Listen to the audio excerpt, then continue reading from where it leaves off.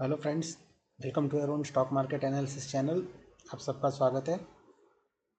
आज हम बात करने वाले हैं या डिस्कस करने वाले हैं कल के लिए जो निफ्टी की एक्सपायरी भी होगी, आरबीआई की पॉलिसी भी होगी, और आज जो मार्केट में बहुत अच्छा अपसाइड मोमेंटम हमें देखने को मिला है उसके रीजंस क्या थे। तो लेट्स बिगिन द टॉक। तो देखिए दोस्तों, आज सबसे पहले मार्केट ने क्या किया, थोड़ा गैप में ओपन हुआ, फिर इंट्राडे में उसने गैप फिल करने नीचे आ गया। पूरा जो मॉर्निंग में गैप लगा था उसने पूरी तरीके से कवर कर लिया आज। वो बहुत अच्छी बात रही थी आज मार्केट में। सुबह में आप देखिए गैप के साथ खुला था, मार्केट क्लोज हुआ था 22,200 के आसपास, ओपन हो गया सीधा 22,500 पे, तो ऑलमोस्ट 300 पॉइंट की गैप अप हुई थी। लेकिन फिर देखते देखते 11 बजे तक मार्केट नीचे आ गया टिल 10:30। उसके बाद मैजिकल मूवमेंट स्टार्ट हुई मार्केट में और अच्छी रिकवरी हुई, मार्केट को इंट्राडे हाई के आसपास ले गई। और जो मेन रेजिस्टेंस लेवल है अब कल के लिए भी, वो सामने निकल के आया है 22,700 का। 22,700 will be main resistance zone for market, क्योंकि वो पहले का सपोर्ट और जोन भी रह चुका है जहाँ से मार्केट ने सीधा गैप डाउन किया था इस वाले दिन। सो कल के लिए सबसे पहले लेवल आप ये लिख लेना 22,700, और एक्सपायरी के होने की वजह से ये शॉर्ट कवरिंग लेवल भी हो सकता है। पहला डेफिनेटली लेवल होगा 22,600 और उसके बाद 22,700। ये दोनों जोन मार्केट को निकालने होंगे। अगर देखिए कल अब क्या होगा, सबसे पहले तो आरबीआई की पॉलिसी आ जाएगी 10 बजे, ठीक है, और उसके बाद एक्सपायरी वाली मूवमेंट स्टार्ट होगी 11 बजे के बाद, या 11 10:30 बजे से 11 बजे के बाद। गवर्नर की कमेंट्री मार्केट बहुत ध्यान से सुनेगा, ये बात ज़रा ध्यान से लीजिएगा। वो कमेंट्री क्या बोलते हैं ना, उसको मार्केट बहुत कीनली ऑब्जर्व करेगा। दो कंडीशन होंगे, पहला तो 25 बेसिस पॉइंट रेट कट आता है तो मार्केट ने ऑलरेडी फैक्टर इन कर दिया है तो उसमें बड़ा मूवमेंट नहीं होगी। लेकिन गलती से अगर 50 बेसिस पॉइंट रेट कट आता है तो बड़ी मूवमेंट होगी, या रेट कट नहीं होता है ऑल टुगेदर तो भी बहुत बड़ी मूवमेंट हो सकती है। तो ये बात को ध्यान में बांध के ट्रेड सेटअप ही कीजिएगा, और आरबीआई पॉलिसी आने के बाद ही ट्रेड को सोच समझ के लीजिएगा। और फिर भी मैं बोल देता हूँ, आपका अपना फाइनेंशियल एडवाइजर से कंसल्ट कर लीजिएगा, क्योंकि this is just in discussion, ये मेरी तरफ से कोई भी बाई सेल रिकमेंडेशन नहीं है। तो ये दो लेवल्स को ज़रा ध्यान में लीजिएगा, स्पॉट के लेवल से 22,600 एंड 22,700।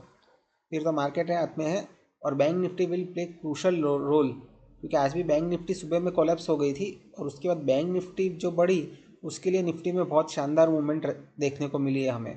तो कल के लिए बैंक निफ्टी में जो लेवल सामने निकल के आया है, ये जो लाइन हमने खींच के रखी है, दैट दिस वन, 50,700, 50,700 के ऊपर निकला मार्केट तो डेफिनेटली बहुत अच्छी शॉर्ट कवरिंग होगी। तो बन भी सकता है कि मार्केट में 500, 600 या 800 पॉइंट की भी मूवमेंट देखने को मिले अगर रेट कट आ जाता है तो। डेफिनेटली रेट कट होगा तो bank Nifty will move up. बस बहुत नेगेटिव कमेंट्री नहीं होनी चाहिए from the governor, that is one thing. Otherwise market should remain stable and good. और मिस्टर ट्रम्प भी थोड़े नरम पड़े हैं, और कुछ कल अफवाह भी फैली थी कि वो 90 दिन का पुश ले ले टैरिफ लगाने के लिए, और काफ़ी देश के साथ बातचीत, बैकडोर बातचीत शुरू हो चुकी है जैसे मीडिया में रिपोर्ट्स आ रही है। तो शायद कुछ हॉल्ट लग जाए वो टैरिफ रेट्स पे, एक्सेप्ट चाइना। उनको मेन क्या, चाइना के साथ ही उनका कुछ प्रॉब्लम है, बाकी देश के साथ तो नेगोशिएशन पे उतर आएंगे मोस्ट प्रॉबली। फिर देखते क्या होता है। तो कल का दिन तो बहुत ही आज आज के जैसे ही बहुत ही वॉलेटाइल और ऊपर नीचे रहेगा। और एक बात बोलता हूँ कि IV 21 पे है, मींस वॉलेटिलिटी आज जैसे ही बनी रहेगी जैसा प्रीमियम्स में बहुत जम के मूवमेंट हो रही थी ऑप्शन के प्रीमियम्स में। कुछ सेंसेस के ऑप्शंस तो ऑलमोस्ट डबल ट्रिपल भी हो गए थे, ऑलमोस्ट फ्यूचर्स के जितने ही भाव ऑप्शंस के बढ़ रहे थे।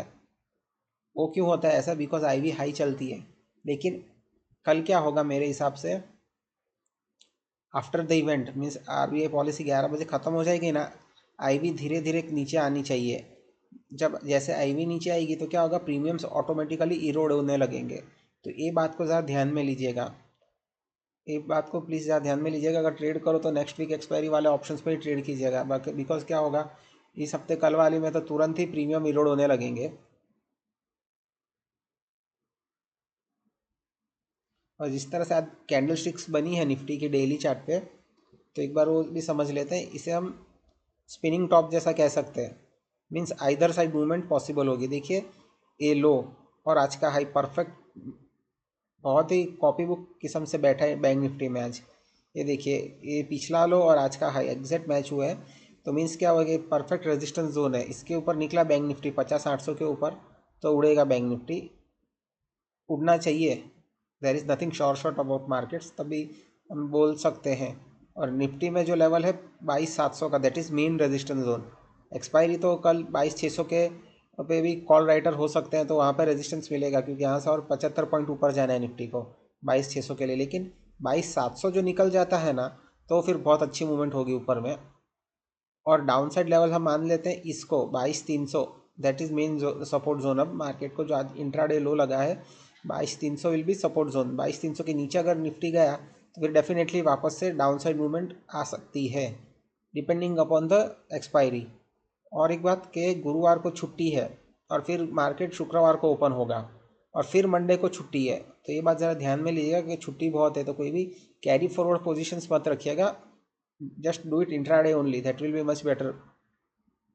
क्योंकि कैरी फॉरवर्ड करने से पता नहीं ट्रम्प का मूड कब कौन सा बदल जाए, कौन से देश पे कौन सा टैरिफ नया आ जाए, कौन से कंपनी पे डायरेक्ट टैरिफ भी डाल दे। अब तो वही बाकी रहा है कि एक कंपनी को उठा के इस पर ऐसा कर दिया वैसा कर दिया बोल दिया, तो सीधा क्या होगा, कुछ एनीथिंग कोई भी लेवल भी होगा वो टूट जाएगा, या कोई भी लेवल ऊपर नीचे हो जाएगा।